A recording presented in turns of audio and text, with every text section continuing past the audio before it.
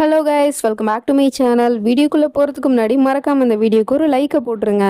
Last பார்ட்டில் நம்ம சியா ராகுல் கிட்ட பேச வரா, இந்த மாதிரி நீங்கள் ரொம்ப நல்லவர் தான், உங்க மேலே எந்த தப்பும் இல்லை, ஆனால் நான் உங்களை அந்த மாதிரி ஒரு எண்ணத்தில் பார்க்கவே இல்லை. நீங்கள் எனக்கு எல்லா சுச்சுவேஷன்லேயும் எனக்கு ஒரு நல்ல ஃப்ரெண்டாக இருந்திருக்கீங்க, அதெல்லாம் நான் ஒத்துக்கிறேன். ஆனால் கல்யாணம் அப்படிங்கிற மாதிரி சொல்லிட்டு இருக்கா. உடனே நம்ம ஹீரோக்கு அவள் சொல்கிறதெல்லாம் கேட்கும் போது ரொம்ப அழுக வருது. பட் இருந்தாலும் அவகிட்ட அதை காமிக்காம கண்ணை தொடச்சிக்கிட்டு, அட நீயே இப்போ எப்படிலாம் யோசிச்சுக்கிட்டு இருக்க, இந்த விஷயத்தை பற்றி நானே உங்ககிட்ட பேசலான்னு தான் இருந்தேன், என்ன அவங்க படிக்க அங்கே உளறிட்டு இருக்காங்க, ஏதோ கல்யாணம் அப்படி இப்படின்னு சொல்லிட்டு இருக்காங்க. அது மட்டும் இல்லாமல் நம்ம கிட்ட எதுவுமே பேசாமல் அவங்க பாட்டுக்கே அனௌன்ஸ்மெண்ட் பண்ணிட்டாங்க. அது ஏதோ மிஸ் அண்டர்ஸ்டாண்டிங் இருக்குன்னு நினைக்கிறேன். மற்றபடி கல்யாணம் அப்படிங்கிறதுலாம் நம்ம யோசிச்சு பார்த்துருப்போமா என்ன? அது மட்டும் இல்லாமல் யார் மனசில் யார் இருக்கா, என்ன இருக்குது அப்படிங்கிறது நமக்கு என்ன தெரியும், அவங்களுக்கும் தான் என்ன தெரியும். ஏதோ தப்பாக புரிஞ்சுக்கிட்டாங்க போல். சரி, நீ ஒன்றும் கவலைப்படாத, இந்த ராகு நான் இருக்கேன்ல, நான் எல்லாத்தையும் சரி பண்ணிடுறேன், நானே போய் அம்மா கிட்ட பேசுகிறேன் அப்படிங்கிற மாதிரி சொல்லிடுறான். ஓகே ராகு, நீங்கள் ஒரு வழியாக புரிஞ்சுக்கிட்டீங்களே, எப்படி உங்ககிட்ட நான் புரிய வைக்க போகிறேன்னு சொல்லிட்டு யோசிச்சிட்டே தான் இங்கே வந்தேன். இப்போ இந்த பிரச்சனை இல்லை, சரி வாங்க உள்ளே போகலாம் அப்படின்னு சொல்லிட்டு கூப்பிட்டுட்டு இருக்கா. நீ போ, நான் வரேன் அப்படின்னு சொல்லிட்டு இவன் அப்படியே அவளை நினச்சி அழுதுட்டு இருக்கான். இது வரைக்கும் நம்ம ஹீரோயினி கூட இருந்த அந்த எல்லா மெமரிஸையுமே நினச்சி பார்த்துட்டு அத்தனையும் இந்த இடத்துல முடிஞ்சிருச்சு அப்படிங்கிற மாதிரி உட்காந்து அழுதுட்டு இருக்கான். மழையும் ஜோரா பேஞ்சிட்டு இருக்கு. அந்த மலையில கரையிற மண்ணு மாதிரியே இவனோட மனசுல இருக்கிற காதலும் அப்படியே கொஞ்சம் கொஞ்சமா கரைஞ்சிட்டு இருக்கு. ரொம்பவே அழுகுறான். இந்த சீனை பார்க்கும் போது ரொம்பவே பாவமா இருக்குப்பா இவனை பார்த்தா. அண்ட் இவன் எப்படி அழுகிறதெல்லாம் விண்டோ டோருக்கு பின்னாடி நின்றுக்கிட்டு அந்த விராஜ் பைய பார்த்துட்டு ரொம்ப சந்தோஷப்பட்டுட்டு இருக்கான். ஒரு வழியா என்னோட பொண்டாடிக்கிட்ட இருந்து உன்னை நான் நிரந்தரமா பிரிச்சுட்டேன் மெக்கானிக், இதுக்கப்புறம் உன்னோட காதலை நீ வெளியே சொல்லவே முடியாது, ஏன்னா உன்னோட காதல் ஆரம்பிக்கிறதுக்கு முன்னாடியே முடிச்சிருச்சு, அதை இந்த விராஜ் டோபால் முடிச்சு வச்சுட்டேன் அப்படிங்கிற மாதிரிலாம் சந்தோஷப்பட்டு பேசிட்டு இருக்கான். இப்படியெல்லாம் பிளானை போட்டு ராகுவையும் சியாவையும் சேர முடியாத மாதிரி பண்ணிட்டு இவன் இங்க சந்தோஷப்பட்டுட்டு இருக்கான். ஆனா உடஞ்சது என்னமோ நம்ம ஹீரோவோட மனசு தான். அதுக்கப்புறம் சியா கிட்ட வந்து இந்த விராஜ் பையன் ஏதோ பேச வராங்கிற பேர்ல ரூமுக்கு வந்திருக்கான். என்னாச்சு, எதுக்கு இங்க வந்திருக்கீங்க அப்படின்னு சொல்லிட்டு கேட்டா, ஒன்றும் இல்லை, நான் உங்ககிட்ட வந்து கங்க்ராச்சுலேஷன் சொல்லலான்னு தான் வந்தேன், உங்களோட புது வாழ்க்கைக்காக அப்படிங்கிற மாதிரி சொல்லிட்டு இருக்கான். சரி, எனக்கு தூக்கம் வருது, இங்க இருந்து போங்க, காலையில பேசிக்கலாம் அப்படின்னு சொன்னாலும் அவன் கேட்க மாட்டான். என்னாச்சு, ஏதாவது பிரச்சனையா உங்களுக்கு அப்படின்னு சொல்லிட்டு கேட்டுட்டு இருக்கான். அதெல்லாம் ஒரு பிரச்சனை இல்லை, இங்க இருந்து கிளம்புறீங்களா ஃபர்ஸ்ட் அப்படின்னு சொல்லிட்டு அவனை ரூமை விட்டே விரட்டி மூஞ்சில் அடிச்ச மாதிரி கதவை சாத்திட்டு இருக்கான். ஹவு டார் யூ, எவ்வளவு திமிரு உனக்கு அப்படிங்கிற மாதிரி இவன் வந்து கோவப்பட்டுட்டு இருக்கான். அப்ப அந்த அன்னிக்காரியும் வந்து,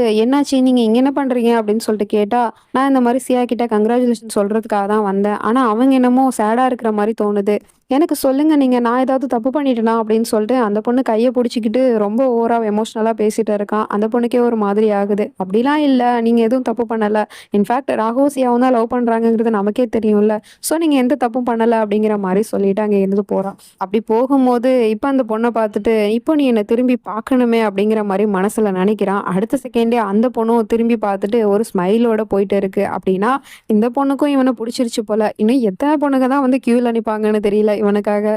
அப்போ ஒருத்தவன் ஃபோன் பண்ணி, ஏன்னா உன்னை உடனே மீட் பண்ணணும் அப்படிங்கிற மாதிரி சொல்கிறான். எவன்டா நீ, உன்னை எதுக்குடா நான் மீட் பண்ணணும் அப்படின்னு சொல்லிட்டு கேட்டால், நேரில் வா தெரியும் அப்படிங்கிற மாதிரி சொல்லிட்டு கூப்பிடுறான். உடனே இவனும் அவன் சொன்ன இடத்துக்கு கிளம்பி போகிறான்.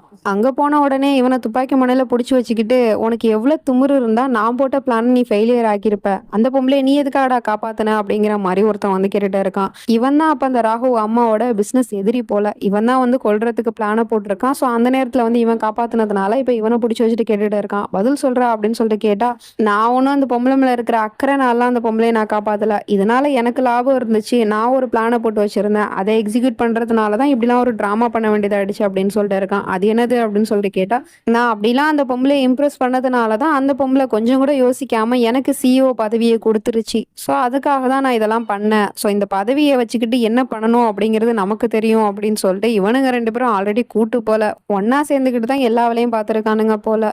இப்போ அப்படியே கட் பண்ணா இங்க அந்த ஆண்டிக்கு எதுவுமே தெரியாம அவங்க வந்து தான் பையனுக்கு கல்யாணம் ஆக போகுது அப்படின்னு சொல்லிட்டு அதை நினைச்சு பார்த்துட்டு சந்தோஷப்பட்டுட்டு இருக்காங்க. தன்னோட பையனோட கல்யாண போட்டோ வச்சுக்கிட்டு, உன்னோட கல்யாணத்துல நான் எப்படி சந்தோஷமா இருந்தனோ அதை விட அதிகமா இப்ப நம்ம ராகுவுக்கு கல்யாணம் நடக்க போது நான் ரொம்ப சந்தோஷமா இருப்பேன் அப்படிங்கிற மாதிரிலாம் பேசிட்டு இருக்காங்க. இதை தூரத்துல இருந்து நம்ம ஹீரோவும் பார்த்துட்டு, பட் அவங்க அப்படிலாம் ஆசைப்பட்டுட்டு இருக்காங்க, இந்த ஆசை அவனுக்கும் இருக்கு, இருந்தாலும் அவங்க கிட்ட இந்த உண்மையை சொல்லிதானே ஆகணும், ஸோ அதனால அங்க இருந்து கொஞ்சமும் யோசிக்காம, அம்மா என்ன உங்க இஷ்டத்துக்கு எல்லாம் இப்படிலாம் பண்ணிட்டு இருக்கீங்க? என்கிட்ட ஒரு வார்த்தை கூட கேட்காம எல்லாமே நீங்களா முடிவு பண்றீங்க. அப்ப எனக்குன்னு எந்த ஆசையும், எந்த கனவும் எதுவுமே எனக்கு இருக்கக்கூடாதுன்னு நினைக்கிறீங்களா? இப்போ வரைக்குமே அதுதான் நடந்துட்டு இருக்கு. நீங்க என்னலாம் சொல்றீங்களோ அத நான் அப்படியே கேட்கணும். அப்படிதானே? அப்படின்னு சொல்லிட்டு கேட்குறான்.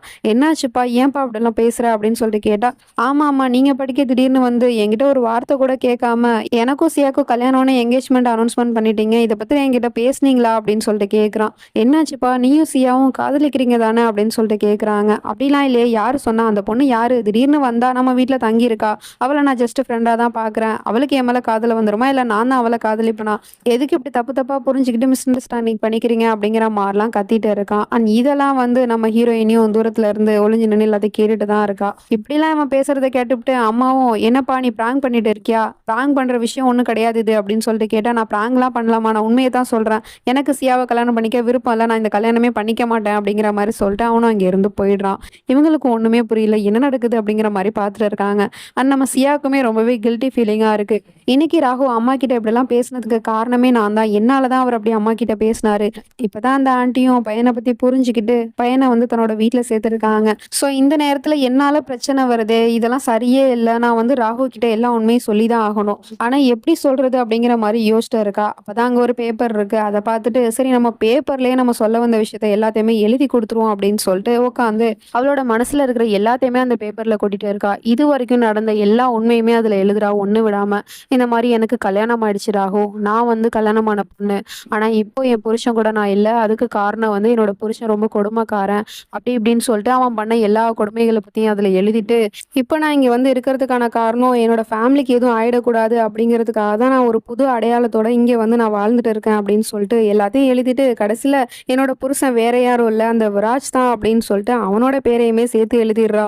இதை இப்போ ராகு கிட்ட கொடுத்துட வேண்டியதான் அப்படிங்கிற மாதிரி யோசிச்சுட்டு இருக்கும் போது அப்போ ஏதோ சவுண்டு கேட்குது. உடனே கீழே இறங்கி போய் பார்த்தா அங்கே இந்த விராஜ் பையா கிறிஸ் கூட ரொம்ப ஜாலியாக விளாண்டுட்டு இருக்கான். அதெல்லாம் பார்த்ததுக்கு அப்புறம் இவ என்ன நினைச்சான்னு தெரியல. அங்கேருந்து நேராக ரூமுக்கு வந்து இப்போ அந்த பேப்பரில் விராஜோட பேர் எழுதியிருந்தால அதை மட்டும் தனியாக அடிச்சுக்கிட்டு இருக்கா. அவனோட பேரையே அதுலேருந்து எடுத்துட்டா. எதுக்காகனா விராஜ் தான் எல்லாத்தையும் மறந்துட்டான்ல. ஸோ அதனால அவனோட பேரை இந்த இடத்துல மென்ஷன் பண்ணணுங்கிற அவசியம் கிடையாது. அது மட்டும் இல்லாமல் வீட்டில் இருக்கிற எல்லாருமே வந்து அவனை ரொம்ப நல்லவன் நினச்சிட்டு இருக்காங்க. அது அப்படியே இருந்துட்டு போட்டுமே, பழசெல்லாம் மறந்ததுனால அவனும் நல்லவனா தானே இருக்கான். எதுக்காக என்னோட உண்மையை சொல்றேங்கிற பேர்லாம் அவனை எதுக்காக இதுல கொண்டு வரணும், வேணாம் அப்படின்னு சொல்லிட்டு அந்த பேப்பர் எடுத்துட்டு அப்படியே கீழே போயிட்டு இருக்கா. இவ இப்படி போறத பார்த்துட்டு எங்க போறீங்கன்னு கேட்டா, நான் ராகுவை பார்க்க கரேஜ்க்கு போறேன் அப்படின்னு சொன்னா தங்கச்சிக்காரி வர கிண்டல் பண்ணிட்டு இருக்கா. அப்போ இவ ஏதோ கையில வச்சிருக்கா, அதை வந்து இவ மறைக்கிறா அப்படிங்கிறத இவனும் பார்த்துடுறான். அது என்னவா இருக்கும் அப்படிங்கிற மாதிரி யோசிச்சுட்டு இருக்கான். இப்போ அப்படியே கட் பண்ணா இந்த பக்கம் நம்ம ராகு கரேஜில் ஒர்க் பண்ணிட்டு இருக்கான். அப்போ பார்த்தா ஃப்ரெண்டுக்காரனுக்கு ஃபோன் வந்த மினிமம் இருக்கு. சரி அதை எடுத்து அட்டன் பண்ணி பேசுவான்னு பார்த்தா அதை அட்டன் பண்ணி பேசாம கட் பண்ணி விடுறான். திரும்ப கால் வந்துட்டே இருக்கு. யாருடா அது? ஒன்று ஃபோனை எடுத்து பேசு, இல்லைனா இங்கேருந்து வெளியே போ அப்படின்னு சொல்லிட்டு அவன் ஏற்கனவே கடுப்பில் இருக்கான்ல, அந்த கடுப்பில் பிடிச்சி திட்டி விட்டுறான். உடனே அவனும் அங்கேருந்து வெளியே போயிடுறான். அப்போதான் நம்ம ஹீரோயினி அங்கேருந்து உள்ளே வந்துட்டு இருக்கா. என்னாச்சு, ராகுவை பார்க்க வந்திருக்கீங்களா அப்படின்னு சொல்லிட்டு கேட்டா ஆமான்னு சொல்றா. ஆனால் இப்போ நீங்கள் அவரை பார்க்க முடியாது, அவர் ரொம்ப டென்ஷனில் இருக்காரு அப்படின்னு சொல்லிட்டு இருக்கான். அப்படின்னா சரி ஓகே, நான் பார்க்கல, இந்த லெட்டரை மட்டும் ராகு கிட்ட கொடுத்துருங்க அப்படின்னு சொல்லிட்டு அவ அங்க இருந்து போயிடுறா. அதை கொடுத்துட்டு அந்த லெட்டரை எடுத்துட்டு அவன் நேரா நம்ம ஹீரோ கிட்ட வருவான்னு பார்த்தா இந்த சைக்கோ பைய கிட்ட வந்திருக்கான். அவனே இவனை பார்த்துட்டு என்னடா அவ கொடுத்துட்டு போனா, பேப்பரா லெட்டரா எதுவும் கொடுத்துட்டு போனாலா, அதை என்கிட்ட கொடுடா அப்படின்னு சொல்லிக்கிட்டு இருக்கான். நான் கொடுக்குறேன், ஆனா நீங்க வந்து நான் இதை கொடுத்துட்டேன் அப்படின்னா ராகுவோட ஃபேமிலியை நீங்க எதுவும் பண்ணக்கூடாது அப்படின்னா சொல்லுங்க, நான் கொடுக்குறேன் அப்படின்னு சொல்லிட்டு இருக்கான். ஏன்னா எனக்கே நீ ஆர்டர் போடுறியா, இப்போ நீ மட்டும் அதை கொடுக்கல அப்படின்னா நான் உன்னை ஷூட் பண்ணிடுவேன் அப்படின்னு சொல்லிட்டு கன்னை வச்சு மாட்டிட்டு இருக்கான். இப்போ அப்படியே கட் பண்ணா அடுத்த செகண்டே அந்த லெட்ரு நம்ம ராகுவோட கைக்கு போயிடுது. இவன் கொண்டு வந்து கொடுத்துட்டான். அந்த லெட்டர்ல நம்ம ஹீரோயினி என்ன எழுதியிருக்கா அப்படின்னு பார்த்தா அப்படியே உல்டாவா இருக்கு. அதை படிச்சு பார்க்கும்போது, ராகு நான் உங்களை கல்யாணம் பண்ணிக்க மாட்டேன்னு சொன்னேன்ல, அதுக்கு ரீசன் இதுதான். நான் வந்து உங்களை காதலிக்கல, ஆனா வேற ஒருத்தவரை நான் காதலிக்கிறேன். அது வேற யாரும் இல்ல, நம்ம வீட்டுல இருக்காருல விராஜ், அவரை தான் நான் காதலிக்கிறேன் அப்படிங்கிற மாதிரி எழுதியிருக்கா. அது அவ எழுதல, பட் அந்த மாதிரி அவன் எழுதி கொடுத்து விட்டுருப்பான் போல. இதை பார்த்த உடனே நம்ம ஹீரோ அப்படியே உடஞ்சு போயிடுறான். நம்மளை காதலிக்கல ஓகே, போயும் அவனையா காதலிக்கிறா அப்படிங்கிற மாதிரியே பார்த்துட்டு இருக்கான். அந்த நம்ம ஜான்வி எழுதின அந்த லெட்டர் இப்ப இவன் கையில இருக்கு. அதை எடுத்து இவன் பிரிச்சு பார்த்துட்டு இருந்தா அதுல இவன் பண்ண கொடுமையெல்லாம் தானே அதுல எழுதி கழுவி ஊத்தி வச்சிருக்கா. அதெல்லாம் பார்த்துட்டு இவனுக்கு செம கோவம் வந்துட்டு இருக்கு. என்ன ஜான்வி, என்னை பத்தி இவ்வளோ மோசமா நீ எழுதியிருக்க, அப்போ இந்த லெட்டரை பார்த்தா என்னை பத்தி என்ன நினைப்பாங்க எல்லாரும்? நான் என்னமோ உன்னை கொடுமைப்படுத்தினேன்னு நினைக்க மாட்டாங்க? அப்படியே நான் அவங்ககிட்ட நடந்துட்டு இருந்தேன். எதுக்காக ஜான்வி இப்படிலாம் நீ எழுதி என்னோட கேரக்டர் நீ ஸ்பாயில் பண்ற? நான் உன்னை தங்கத்தட்டுல வச்சு தானே தாங்கினேன். இந்த உலகத்தையே கேட்டாலும் உனக்காக நான் உன் காலடியில கொண்டு வந்து கொடுப்பேனே. அப்படிப்பட்ட என்னை பத்தியா நீ இப்படி எழுதியிருக்க அப்படிங்கிற மாதிரி சொல்லிட்டு அவனுக்கு செம கோவம் வருது, கூடவே அழுகையும் வருது. என்னை பத்தி இப்படி எழுதிட்டல்ல, நான் உன் மேல அவ்வளோ லவ் கேரிங்கோட இருந்தது உனக்கு அது கொடுமையா தெரியுதா? ஒன்றும் பிரச்சனை இல்லை, இனிமே நீ இந்த விராஜ் டோபரலோட உண்மையான முகத்தை பார்ப்ப, கொடுமைனா என்னன்னு நான் இனிமே உனக்கு காமிக்கிறேன் அப்படிங்கிற மாதிரி ரிவெஞ்ச் எடுக்க ஆரம்பிச்சிட்டான் போல இப்போ. ஆனா அவ எழுதின எல்லா விஷயமே உண்மைதானே, இவன் என்னமோ யோக்கியன் அப்படிங்கிற மாதிரியே பேசிட்டு இருக்கானே அப்படிங்கிற மாதிரி தான் இருக்கு. அப்புறம் நான் உங்ககிட்ட ரிக்வெஸ்ட் பண்ணி ஒரு விஷயம் கேட்டுக்கிறேன். என்னால ஒரு சில நாட்கள்ல வீடியோ போட முடியல அப்படின்னா, அப்ப என்னோட சுச்சுவேஷனை நீங்க புரிஞ்சு நடந்துக்கோங்க. ஏன்னா நான் ஒன்றும் சும்மா இல்லை, எனக்கும் சின்ன குழந்தைலாம் இருக்கு. ஸோ அவங்களையெல்லாம் நான் பார்த்துக்கணும்ல. நீங்க வந்து வீடியோ போடுங்க போடுங்க போடுங்கன்னு கேட்டுட்டே இருக்கீங்க. நான் கம்பல்சரி வீடியோ போடத்தான் செய்கிறேன். பட் டைமிங் சேஞ்ச் ஆனாலே நீங்க இவ்வளோ கோவப்படுறீங்க. அட்லீஸ்ட் வாய்ஸ் மாத்தி போட்டா அதையும் நீங்க ஏத்துக்க மாட்றீங்க. நான் என்னதான்ப்பா பண்றது? என்னால முடியல. ரொம்ப கதர்றேன். ப்ளீஸ் என்ன அண்டர்ஸ்டாண்ட் பண்ணிக்கோங்க. தேங்க்ஸ் ஃபார் வாட்சிங் அண்ட் பை ஃப்ரெண்ட்ஸ்.